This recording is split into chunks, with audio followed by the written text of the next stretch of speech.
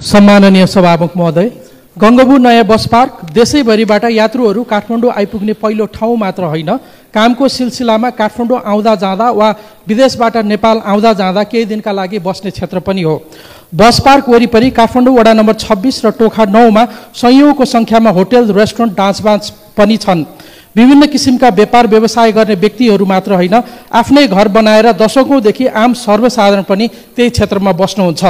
तर उक्त क्षेत्रमा निरन्तर सुरक्षा चुनौती बढिरहेको र बसोबास योग्य नरहेको स्थानीयको गुनासो छ।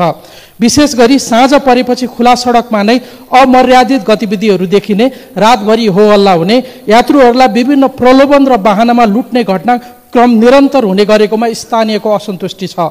बस पार्क क्षेत्रलाई स्थानीय र यात्रु सबैका लागि सुरक्षित र सम्मानजनक रूपले बस्न तथा हिँडुल गर्न सक्ने क्षेत्रको रूपमा आवश्यक सुरक्षा व्यवस्था मिलाउन गृह मन्त्रालयको ध्यान आकर्षण गराउँदछु।